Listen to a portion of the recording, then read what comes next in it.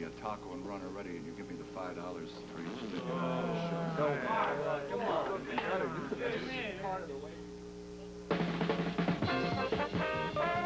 Tonight, almost live, it's America Tonight. 30 minutes of TV on the UBS network. Located on the UBS Broadcasting Mall in El Tacoma, California. The unfinished furniture capital of the world. With the super spreaders, who are much better than we're accustomed to. David Fairchild, whose head is in outer space. Peter Marshall, who is not the one you think he is.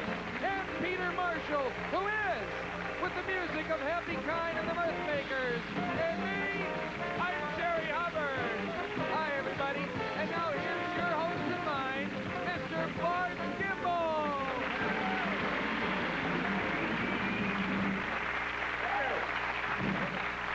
Thank you.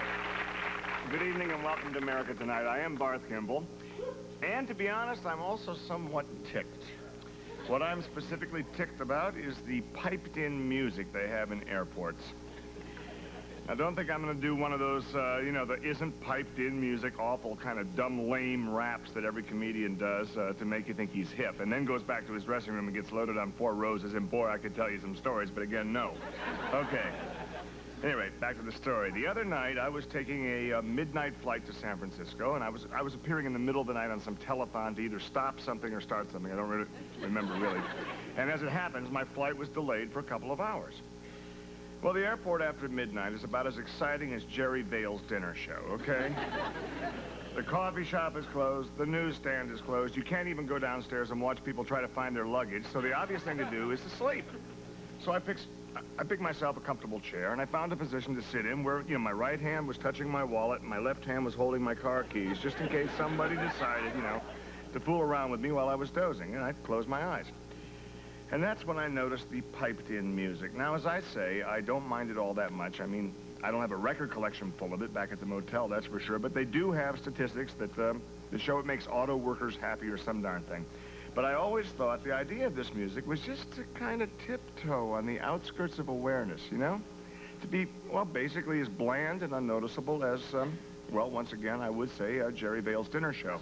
But I don't want to seem like I'm picking on the man. I haven't even seen the show, and probably not even the man. So, forget I mentioned it that second time. Anyway, this music was echoing through an empty terminal, and I'd close my eyes and try to ignore it, and as soon as I'd start to drift away, there'd be a loud musical climax or one of those boom-de-booms, and I'd suddenly wake up convinced that someone had been trying to steal my wallet or car keys. Well, you go through 2 hours of this, and you're in no shape to convince people that they should phone in pledges of money, and since I was doing the telethon on a kind of percentage basis anyway, it wasn't only the sick kids that suffered from this, it was me. I was lucky to get out of there with my airfare covered. So, if the people at the airport don't want to discourage talented and popular entertainers from donating their time to worthwhile causes, I strongly suggest they turn that crap down after midnight, okay? Or give me VIP lounge privileges, whichever's easier for them. Okay, enough said. Now I'm not ticked. Oh, maybe I will be. Here's Jerry Hubbard.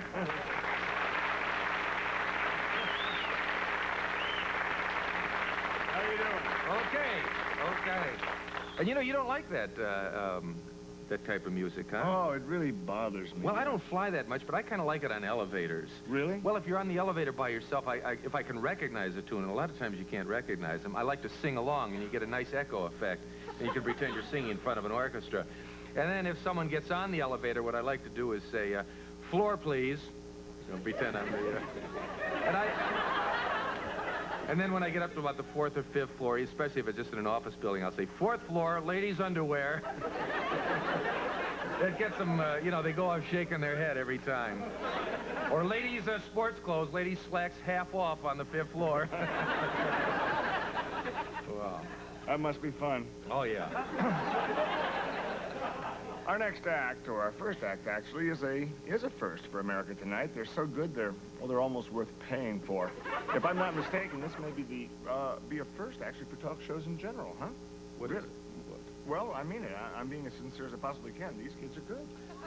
Come on, now, knowing you, what's the punchline? There's got to be a zinger someplace. No zinger, Jerry. They are good. They are actually good. Strange as it may seem, they are really terrific and no zingers. Well, you know, I can't believe you. I've never heard you praise an act like this unless you manage them or something. You have a little piece of this group or something?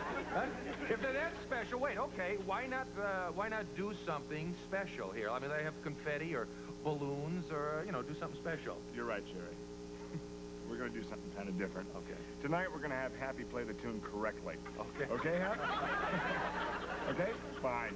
He'll try, and here are the Super Strutters.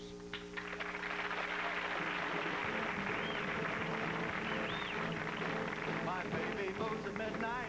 She moves, moves, moves. Goes right on till the dawn. Yes, she do. My woman takes me higher. Yes, she does. Yes, she does. My woman keeps me warm. Yes, she does. Yes, she does.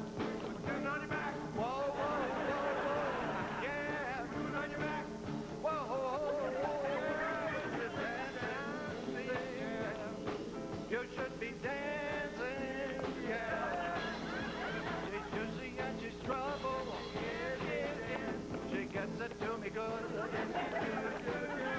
My woman gives me power. Yes, she does. Yes, she does. Goes right down to my blood. Yes, she does. Yes, she does. What you doing on your back? Whoa, whoa, whoa, yeah. Yeah, what you doing on your back? Whoa, whoa, whoa, yeah. You should be dancing. Yeah. You should be dancing. Yeah.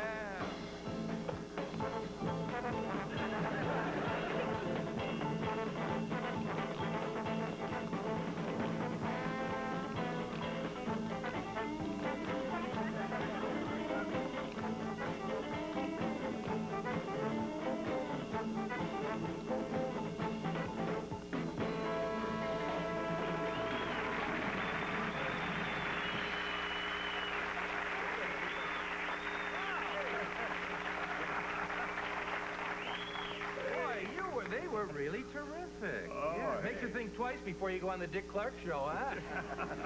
I don't care. I still like that slow dancing cheek to cheek, though. Well, sure. Yeah. Your date's down, Phil. Listen, those are... What is it? What it is. I'm sorry, I was going to say something there. Anyway, those are 8 of the most talented feet I've ever seen in my life. You sure are. You're great dancers. As Bart said, 8 very talented feet. Let me rephrase it. 40 very talented toes. And those toes aren't even black. And you know, neither are the Strutters, as far as I can tell. You kids are not black, are you? No, we're white. Good. You know, I would like to take that ball into my court and dribble with it for a minute, if I might, even though, Oh, boy. even though I myself am not black. Although I'm quite tall, and I'm certainly capable of going one-on-one, as most of my white brothers are. All of whom would love to play in the National Basketball Association, but they don't. And I think it is fairly obvious why we have not seen more of the dancing of these steppin' strutters, and that is because of the color of their skin. Now, it may seem like I keep harping on this thing, but there's an old stereotype that white people do not have rhythm. And I hate to bring that up. But the point, now wait a second. On second thought, they could be the victim of double reverse discrimination because they call themselves the Strutters, and there is an old song, I believe, called the Darktown Strutters Ball. Correct me here if I'm wrong. No, and a lot of people may think that they are a black group, and we know how much discrimination the black people have suffered through the years. I mean, you can't beat it in this country. If you're white, you're discriminated against. If you're black, you're discriminated against. But I think the point is here, and hear me out, these kids, you should be thankful that you were born white, even though they won't let you dance or play basketball, and we know you can do one, and let's face it, you're too short to do the other. I just had to get that off my chest.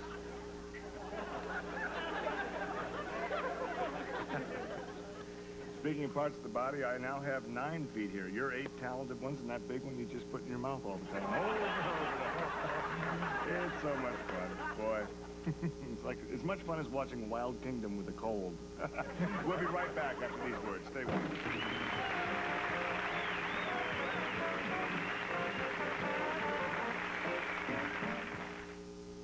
TV land. But could you play it a little bigger? Oh, bigger. That's very funny. I'm just going to go take a little break now, okay? Americans have always been curious about outer space, especially this year with the movie Close Encounters of the Third Kind and Star Wars and all that. And right along with that curiosity has always been a kind of a fear of the unknown, I think we have. And here's a man who's tried to help overcome that fear. Bless his heart. Please welcome Mr. David Fairchild.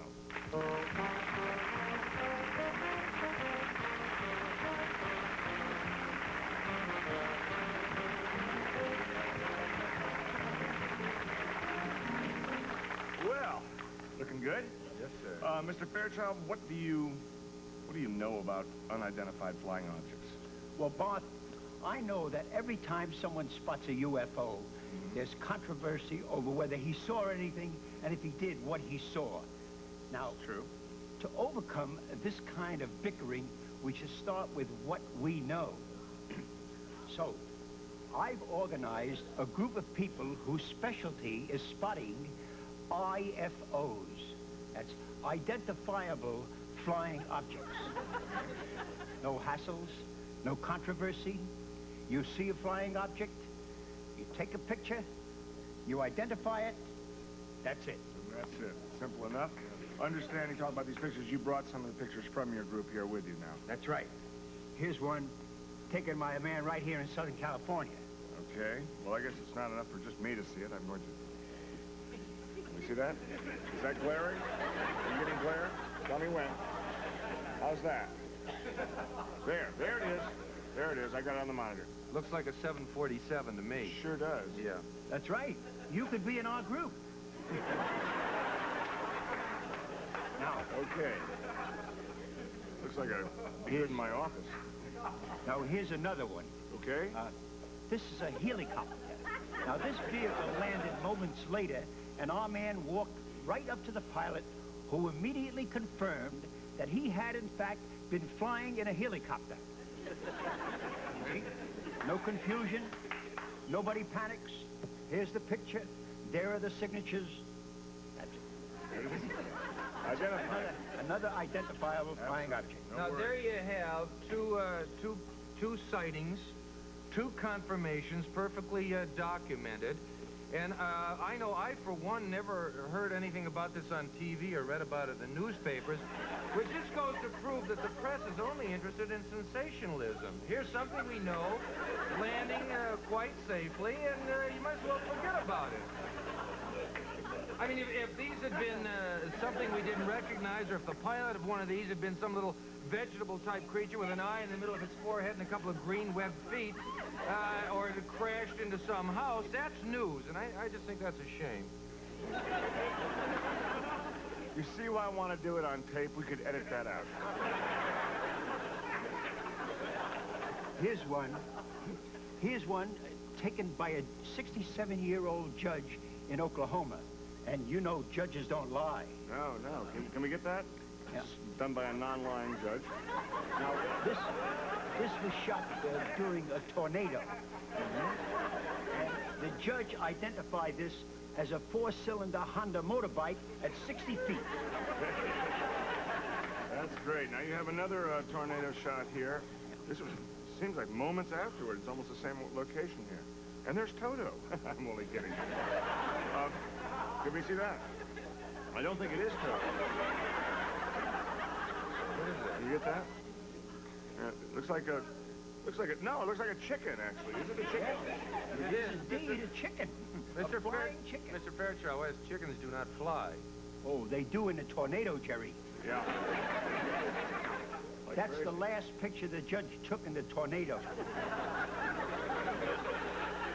That's I think you fascinating. got the So the pictures, judge became sort of an identified flying object himself, leaving town. Huh? That's right. And it was very easy to identify because he kept shouting, "It's me, the judge, it's me." That's great. Now, there's only one we were never able to identify. This was taken on the East Coast. You see, it's a saucer-like object with little windows and an orange halo glowing around it. Yeah. Seems like you were really onto something here. Oh, not us, Jerry. That was definitely an unidentified flying object. Let some other group worry about that. Well, Mr. Fairchild, thank you very much for coming on the show. And if you didn't shed any light on the issues of whether there's life in outer space, I think you've at least given us some reasonable concern about some of the life on this one. This planet here. Now, speaking of traveling out through space, the tornado there, I'll just say, there's no place like home. I've got my ruby slippers, so we'll be right back.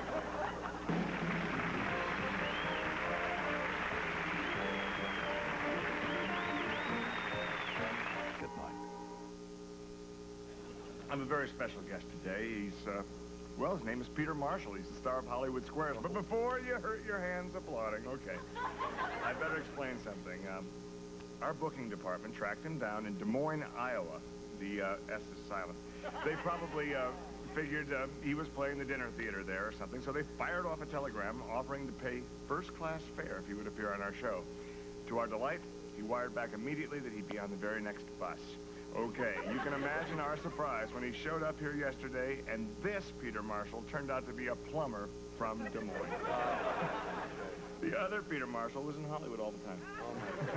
Well, we finally did get a hold of him, too, and they're both backstage now. One is a big-time TV quizmaster, and the other one owns and operates the Peter's Roto-Rooter, which is no big deal, okay? Unless you have a clogged-up facility in Des Moines. That's important. Then you'd rather see him walk in the door than Peter Marshall. Well, it's no big deal as far as I'm concerned. But we are out one round-trip fare, so he better be interesting. Please welcome Mr. Peter Marshall and Mr. Peter Marshall.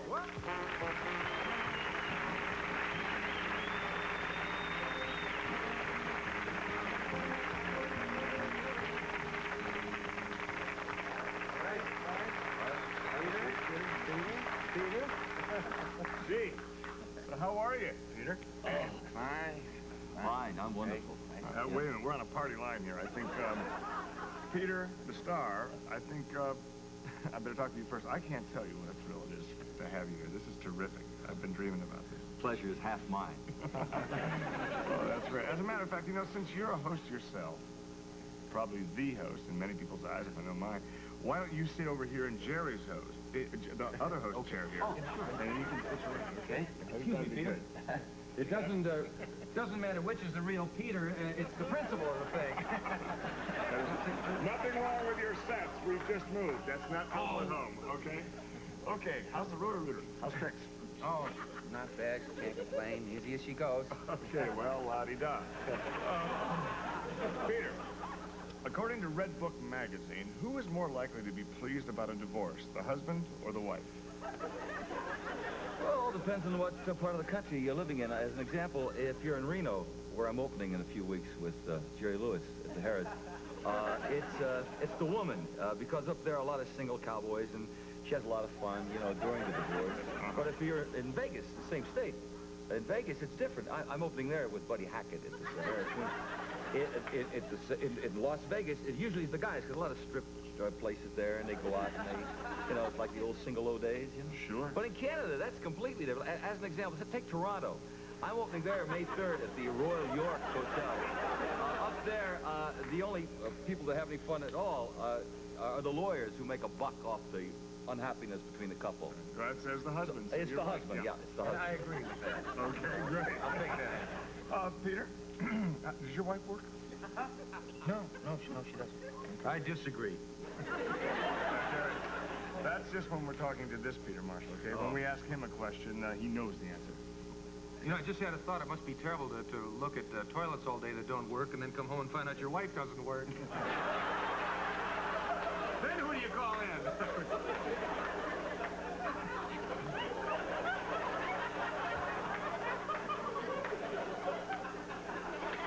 Peter, Yes, Bart. true or false, there has never been a pope named Alfred, and this is for that trip to Canada. Interesting question. Okay. Actually, in the 19th century, about 1874, Alfred, he was part of the Rothschilds. He was the younger Rothschild, Alfred Rothschild. And they were in the jewelry business in those days.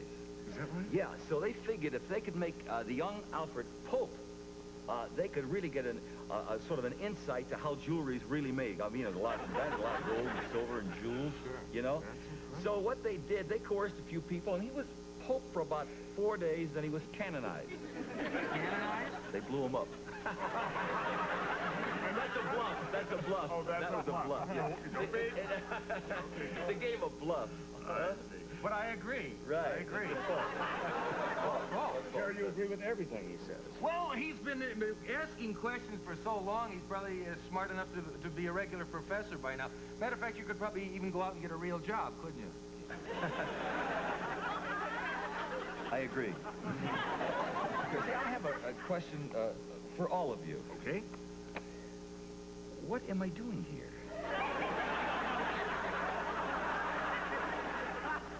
Well, it's great having you on the show, and I just hope you can come back and visit us many, many times. Yeah, well, yeah, you just let me know, you know. Absolutely. Sure. You're listed, right? Yeah. Okay. Thanks, Bart. Thanks, Jerry. Thanks, Peter. Okay, my pleasure. And speaking of Peter, Peter the plumber, I'd like to say to you the same thing, but at the prices of bus fare these days, don't hold your breath about coming back, okay? Because I'd like to thank all of my guests tonight. Over here now, it's the Super Strutters, is that it? Good luck, and I'd copyright that name because someone's liable to come along, do the act better, and use it. Okay, Mr. Fairchild, fantastic news here, and peace. Peter Marshall, what can I possibly say? Except Peter. That's Reno, you know, with Jerry Lewis Harris, and then the Sahara with Buddy Hackett. Of course, the Royal York, I'll be there in May. Okay, and we're going to be in all those places unless we're picked up, and then we'll be right back here tomorrow night. See ya. Also appearing on tonight's show were Robert Bambi, Stephen, and Roxanne Myers as the Super Strutters, David Fresco as David Fairchild, Joe George as Peter Marshall, with a special guest appearance by the Rio, Mr. Peter Marshall.